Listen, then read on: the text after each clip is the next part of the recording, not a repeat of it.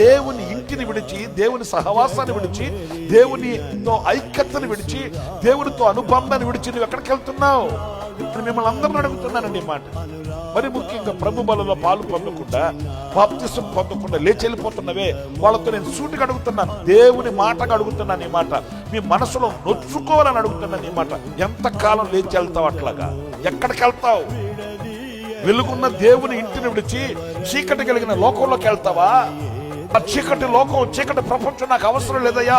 నీతో నాకు సహవాసం కావాలి, నీతో నాకు ఐక్యత కావాలి, నీతో నా అనుబంధం కావాలి, నీతో నేను బ్రతకాలయ్యా అని ఆయన రక్త మాంసములలో పాలు పొంది ఈ బలలో, నిర్మలమైన బలలో నువ్వు చేయి వేస్తావు. నువ్వేమో మరి ముఖ్యంగా ఇప్పుడు ఆరాధన ముగించగానే, వాక్యం ముగించగానే కొంతమంది బలలో పాలు పొందకుండా లేచి సంఖ్యలో బైబిల్ పట్టుకుని వెళ్ళిపోతుంటారే, వాళ్ళని నిలదీసి అడుగుతున్నాను దేవుని వాక్యాన్ని బట్టి. ఎంతకాలం నువ్వు చీకట్లోకి వెళ్తావు? శరీరంలో అవయవాలు పనిచేస్తున్నప్పుడే శిరస్సు వంచి నమస్కరించి ప్రభు రక్త మాంసములలో పాలు పొంది నిత్య జీవము గలవాడవగుటకు నువ్వు ఆయన సన్నిధిలో కూర్చుంటావా? నాకు అవసరం లేదు ఆయనతో సహవాసం లేచి వెళ్ళిపోతావా? ఎంతకాలం లేచి వెళ్తావు? ఒక రోజున ఆపద నీకు కలిగినప్పుడు నీ దగ్గర నుంచి దేవుడు కూడా లేచి వెళ్ళిపోతే